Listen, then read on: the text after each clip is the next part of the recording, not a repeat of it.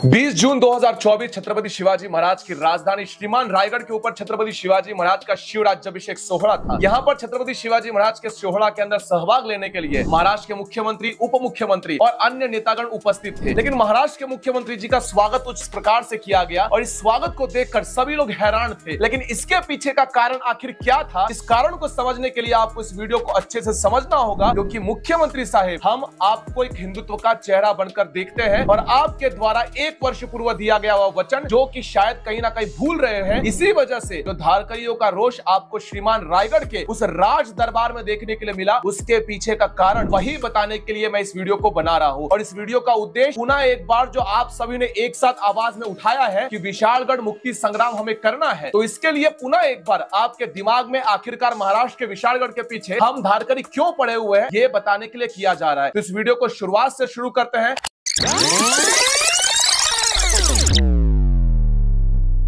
सबसे पहले मैं आप लोग को यह बता देता हूं कि आखिरकार विशालगढ़ है क्या। छत्रपति शिवाजी महाराज ने 1659 के अंदर में जब अफजल खान का प्रतापगढ़ के ऊपर व्याघ्रनख से पेट फाड़ा था और उसका वहीं पर वध किया था, तो उसके पश्चात छत्रपति शिवाजी महाराज और उनकी जितनी सेना थी वो पन्हाड़गढ़ की ओर जाती है। बीच में छोटे मोटे युद्ध हुए थे, लेकिन उसके पश्चात वो पन्हाड़गढ़ पर उपस्थिति दर्शाते हैं। आदिल शाह की एक बहुत बड़ी फौज थी जो छत्रपति शिवाजी महाराज को कैद करने के लिए पन्हाड़गढ़ के चारों ओर आकर बैठी हुई थी, जिसके अंदर सिद्दी मसूद, सिद्दी जौहर, फाजल खान, ये सभी लोग उपस्थित थे। छत्रपति शिवाजी महाराज को समाप्त करने के लिए ऊपर दिल्ली से औरंगजेब का मामा शाइस्ता खान भी आ रहा था, यानी कि छत्रपति शिवाजी महाराज चारों ओर से कैद हो चुके थे और इस कैद से निकलने के लिए उन्हें पहुंचना था विशालगढ़, जो कि वहां से केवल 60-70 के डिस्टेंस के बीच में है। लेकिन इस विशालगढ़ पर पहुंचने के लिए लोगों ने अपने प्राण दिए। बाजी प्रभु देशपांडे ने अपने प्राण दिए, फुलाजी प्रभु देशपांडे, ये सभी लड़ते रहे और 600 मावलों ने अपना बलिदान देकर छत्रपति शिवाजी महाराज को सुरक्षित रीत्या पुनः एक बार पन्हाड़गढ़ से विशालगढ़ पहुंचाया और छत्रपति शिवाजी महाराज विशालगढ़ अच्छे से पहुंच गए। यानी कि छत्रपति शिवाजी महाराज के लिए विशालगढ़ कितना महत्वपूर्ण किला था, ये आप और हम जानते हैं। अगर आज की स्थिति ऐसी हुई, पुनः एक बार अगर गलती से छत्रपति शिवाजी महाराज पन्हाड़गढ़ पर कैद हो जाते हैं तो विशालगढ़ की ओर अगर बढ़ते हैं, तो विशालगढ़ के ऊपर जाते उन्हें क्या दिखा है, विशालगढ़ का यह भव्य दिव्य प्रवेश द्वार, और उस प्रवेश द्वार के अंदर प्रवेश करते ही क्या मिलता है, एक बड़ा सा मुगलों का छाया हुआ साम्राज्य, जहां पर मस्जिद है, जहां पर आए दिए हमारे पशुओं की हत्या की जाती है। और हैरानगी की बात यह है कि माइनॉरिटी का डर दिखा के हिंदुओं का रोष पूरी तरह से समाप्त करते हुए हमें यह बताया जाता है कि पशु हत्या करना ये तो उनका अधिकार है, इसलिए माननीय न्यायालय भी इनकी परमिशन देता है और न्यायालय से आवाज उठती है कि बकरीद के दिन विशालगढ़ के ऊपर प्राणियों की हत्या की जाएगी। क्यों? क्योंकि हमारा पेट भरना चाहिए। ये न्यूज जैसे ही बकरीद के बाद हम लोगों ने देखा तो समझ में नहीं आ रहा था कि एक्चुअल में करे क्या, क्योंकि कहीं ना कहीं हम लोग आपको हारते हुए देख रहे थे। एक तरफ हम लड़ाई लड़ रहे हैं कि विशालगढ़ को मुक्त कराना है और दूसरी ओर न्यायालय ये नियम दे रहा है और कानून बता रहा है कि आप लोग वहां पर बकरियों को काट सकते हैं, मुर्गियों को काट सकते हैं। ये कैसा पाठ पढ़ाया जा रहा है या फिर ये कैसे नियमावली है? एक तरफ हिंदुओं के भावनाओं को पूरी तरह से साइडलाइन करते हुए माइनॉरिटी का केवल डर दिखा रहे हो। आखिर समझना क्या चाहते हो या समझाना क्या चाहते हैं? धारकरियों ने अपने अपने स्तर के ऊपर एकनाथ शिंदे जी के इंस्टाग्राम के ट्विटर हैंडल के ऊपर सभी जगह जाकर कमेंट करना आरंभ किया, लेकिन प्रत्युत्तर क्या मिला? कुछ भी नहीं। लेकिन हम लोगों को आज भी याद है 2 जून 2023 के दिन जब हम लोग श्रीमान रायगढ़ के ऊपर छत्रपति शिवाजी महाराज के राजधानी के ऊपर राज्याभिषेक सोहरा कर रहे थे, तब धारकरियों ने केवल नीचे से यही आवाज किया था और यही प्रश्न किया था कि विशालगढ़ मुक्ति संग्राम कब होगा। और उस समय में एकनाथ शिंदे जी ने हमसे यह वचन दिया था कि हम गनीमी कावा करेंगे, अर्थात आप लोगों का काम हो जाएगा। लेकिन काम होने की बजाय काम बिगड़ने लगे। आप लोग अगर विशालगढ़ के ऊपर जाकर देखोगे तो आप लोगों के अंदर अगर थोड़ी भी भक्ति भाव जागृत होगी तो नेत्रों से अश्रु छलकेंगे, क्योंकि जहां पर वागजाई देवी मंदिर है, हमारे भगवान है, वहां कोई भी स्वच्छता नहीं है। जिन्होंने विशालगढ़ के इतने युद्ध लड़े वो बाजी प्रभु, फुलाजी प्रभु कहां पर मिलते हैं? विशालगढ़ से कहीं दूर पाइथा के नीचे और छोटी सी जंगलों में, झाड़ियों के बीच में आप लोग को विशालगढ़ के वहां के जगहों पर उनकी समाधि मिल जाएगी। लेकिन विशालगढ़ के ऊपर इतना बड़ा रोशनाई क्यों किया गया है? केवल एक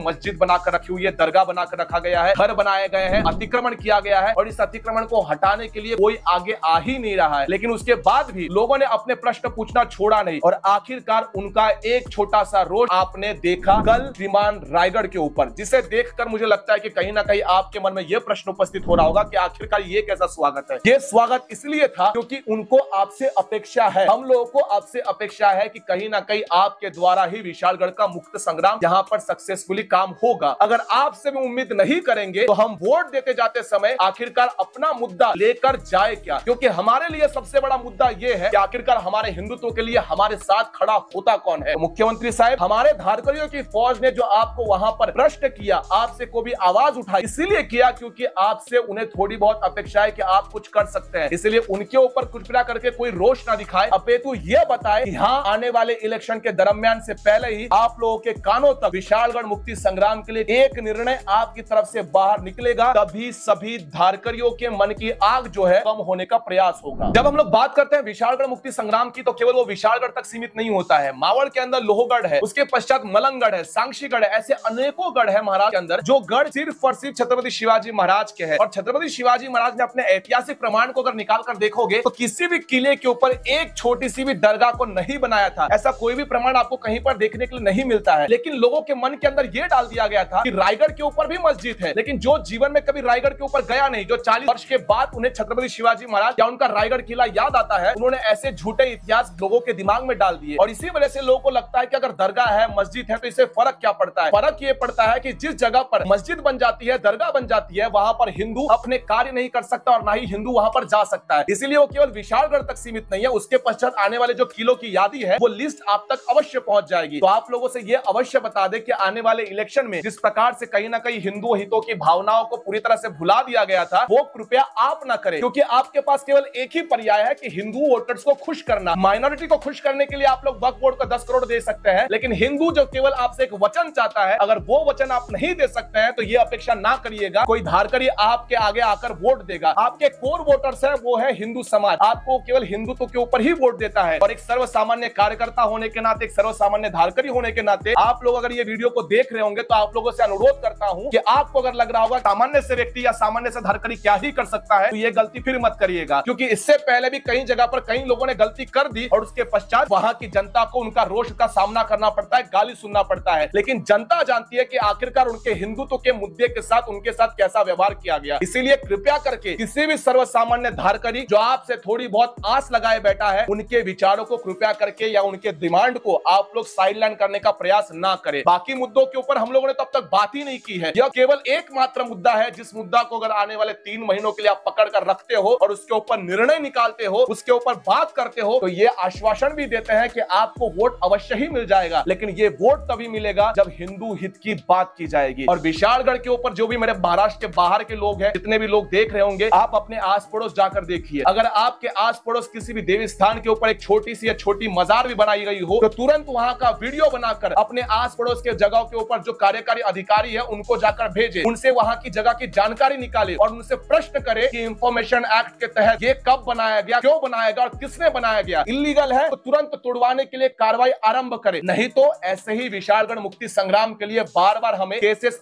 देह पर लेने पड़ते हैं, अपने ही लोगों से लड़ना पड़ता है और उसके पश्चात हेट्स तो अलग से आते ही रहते हैं। आप सभी से अनुरोध है कि आप लोग ट्विटर के ऊपर बड़ी संख्या में एकत्रित आकर, इंस्टाग्राम के ऊपर बड़ी संख्या में एकत्रित आकर विशालगढ़ मुक्ति संग्राम के ऊपर अपने आवाज को प्रबल करिए, क्योंकि कल जो कुछ हुआ उसके पश्चात पूरे महाराष्ट्र के अंदर ये स्वर एक साथ उठ रहा है कि आखिरकार विशालगढ़ में हो क्या रहा है। इसलिए इस मौका को जाने मत दीजिए। ये वीडियो तुरंत बनाने का निर्णय इसीलिए लिया गया ताकि आप लोग के अंदर जो अग्नि ज्वाला प्रज्वलित हुई है उससे शांत न होने दे। तो आप लोगों से अनुरोध है कि इस वीडियो को जितना हो सके उतना शेयर करिए, अपने लोगों तक पहुंचाइए और उनसे अनुरोध करते हुए ये बात बताइए कि विशालगढ़ के लिए कुछ नहीं कर सकते तो एक छोटा सा ट्वीट कर दो, छोटा सा वीडियो बना दो। जो वीडियो बना चुका है उस वीडियो को अधिक से अधिक शेयर करें, केवल कमेंट के अंदर नहीं, अपितु इस शेयर के साथ मुझे आप लोगों के समर्थन की आवश्यकता है, क्योंकि अगर आप आवाज उठाओगे तभी आपकी आवाज सरकार के कानों तक जाएगी, जो कल श्रीमान रायगढ़ के दरबार से निकली हुई थी। इसलिए आप लोगों से अनुरोध है कि जितना हो सके उतना ज्यादा एकत्रित रहिए और आपकी आवाज को वहां तक पहुंचाने की जवाबदारी हम सभी धारकरियों की है। एक साथ निकलेंगे और विशालगढ़ को मुक्त कराकर जो स्वप्न हमने देखा है छत्रपति शिवाजी महाराज के, उस स्वप्न को अवश्य पूर्ण करेंगे। तो अगले वीडियो के अंदर मिलते हैं, तब तक कृपया करके आप लोगों से हाथ जोड़कर निवेदन करता हूं, इसमें मेरा स्वार्थ नहीं है, अपितु केवल और केवल मेरे धर्म का स्वार्थ है। अगले वीडियो के अंदर मिलता हूं सनातन, तब तक के लिए जय सनातन।